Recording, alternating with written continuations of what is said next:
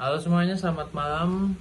Perkenalkan saya Timotius Bagus Mas Kurniawan, berkuliah di Institut Teknologi Bisnis Semarang dengan NIM 24 STI 9001. Di sini saya akan mempresentasikan tentang PT-nya Nyonya Manner, yaitu sebuah perusahaan jamu tradisional Jawa yang sangat legendaris yang didirikan pada tahun 1919. Jadi perusahaan ini tumbuh menjadi salah satu industri jamu terbesar di Indonesia dengan beberapa pencapaian penting.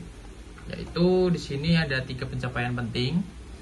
Ada produk dan inovasi, memiliki 254 merek produk.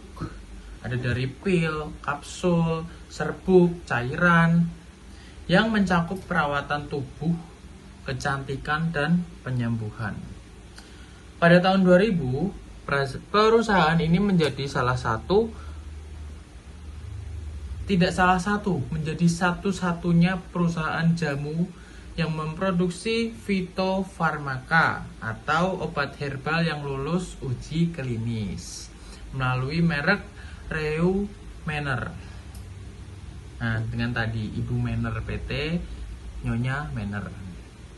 Di PT ini memiliki fasilitas pabrik seluas 1980 meter persegi di Semarang dan mendirikan museum jamu pertama di Indonesia pada tahun 1984.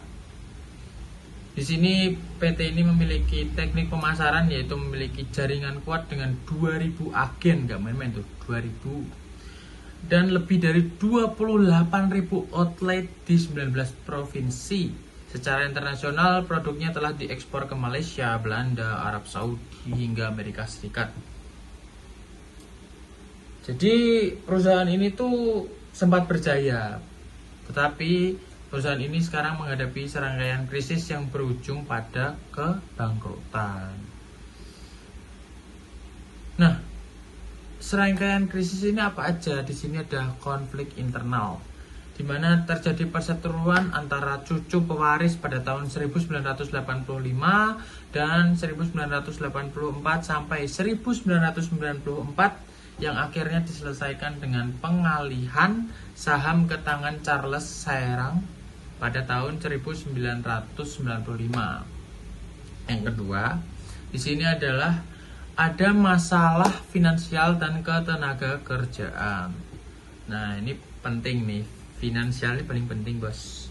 Sejak 2013, perusahaan mulai menunggak gaji karyawan. Pada 2016, terjadi mogok kerja massal karena tunggakan gaji hingga 4 bulan.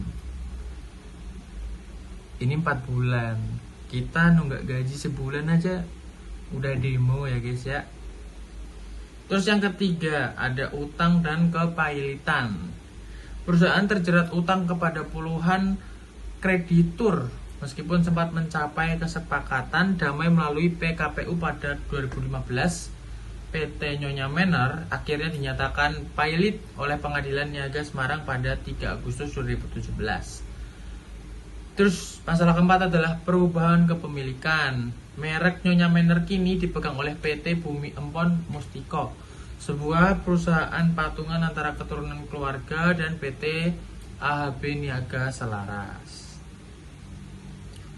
Dari soal nomor 3 nih, jika aku diangkat jadi CEO yang berlatar belakang IT atau STI, Sistem Teknologi dan Informasi,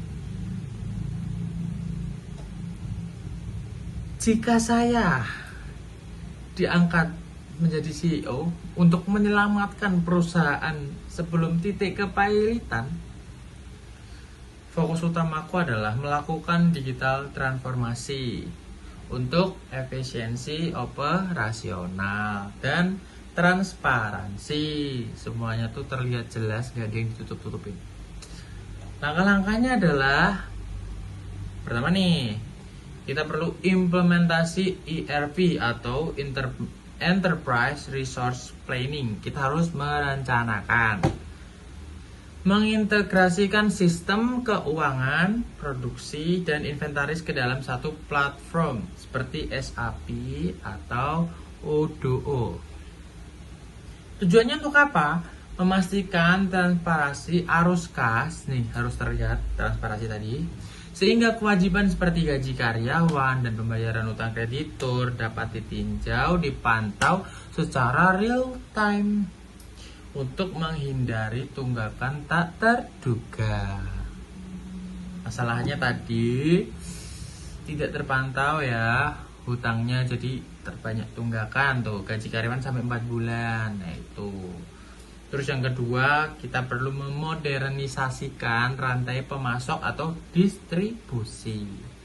PT Nyonya Manner ini memiliki 2000 agen seperti yang saya jelaskan tadi dan puluhan ribu outlet yang tersebar di berbagai provinsi. Namun sistemnya sangat manual, sangat beresiko menimbulkan kebocoran data dan inefisiensi. Nah, jadi kita perlu membangun aplikasi berbasis cloud untuk para agen atau B2B commerce. Tujuannya untuk apa? Mempercepat proses pemasaran, memantau stok di pasar secara akurat, dan memperluas jangkauan ke pasar digital atau e-commerce untuk menjangkau generasi muda. Nih, generasi muda sekarang nih pada nggak suka jamu, padahal jamu menyehatkan. Alasannya ya karena pahit sebenarnya, cuma ya mana ada sih obat yang manis. Jadi kalau pengen sembuh ya harus pengen sehat harus maulah untuk minum obat, kiranya jamu. Terus langkah ketiga, kita perlu data analisis untuk inovasi produk. Di sini tadi saya sudah menjelaskan bahwa perusahaan memiliki aset besar berupa produk fitofarmaka yang aku jelasin tadi. Jadi kita perlu membuat big data analisis untuk menganalisis tren kesehatan global dan perilaku konsumen. Tujuannya untuk apa? Mengarahkan riset nilai miliaran rupiah agar lebih tepat sasaran pada produk yang paling dinikmati pasar modern, sehingga ROI atau Return on Investment lebih cepat tercapai. Jadi ini tuh kayak investasi ROI itu Return on Investment. Jadi kita investasi, gunanya investasi untuk apa? Untuk mendapatkan untung. Nah, caranya ini mencari sasaran produk yang paling diminati itu supaya investasi kita cepat tercapai dan uangnya balik, terus dapat untung. Tuh. Terus yang keempat, kan karena udah bikin museum nih, kita perlu digitalisasi museum dan branding. Jadi brandingnya kan yang sebelumnya tradisional, sekarang kita perlu bikin digital. Digital menggunakan apa? Menggunakan ini, handphone bisa, pakai laptop bisa, semuanya bisa karena zaman sekarang sudah modern ya. Udah banyak produk-produk alat elektronik yang baru untuk mendigitalisasikan sebuah produk.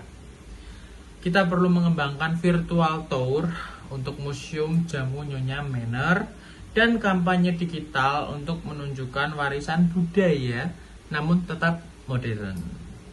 Budaya kita kan budaya tradisional nih.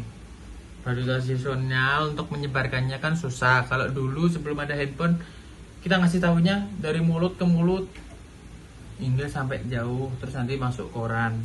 Sekarang udah ada ini, udah ada media sosial, Facebook, Instagram, WhatsApp bagi ke teman-teman kalian, Twitter, X, dan segala macamnya. Jadi sekarang sudah simple. Tujuannya untuk apa? Menciptakan tadi virtual tour itu untuk memperbaiki citra perusahaan di mata publik dan menarik minat investor baru. Karena tadi kan hitungannya kekurangan dana ya. Pas sudah diperbaikin, kita masih tetap nih butuh bantuan investor lagi gitu. Dan menunjukkan bahwa perusahaan jamu tradisional ini mampu beradaptasi dengan teknologi masa kini. Yang sebelumnya adalah jamu tradisional Indonesia menjadi jamu semi modern dan tradisional Indonesia. Oke, kira-kira saya cocok nggak sih jadi CEO jamu Nyonya Manner ini? Kayaknya cocok deh, anak IT kan pandai-pandai semua kan. Semangat untuk kalian anak IT. Ini sedikit kata-kata dari saya.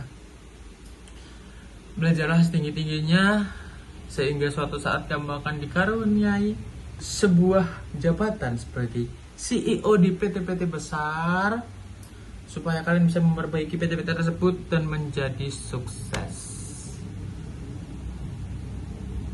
Fighting. Tuhan memberkati kalian.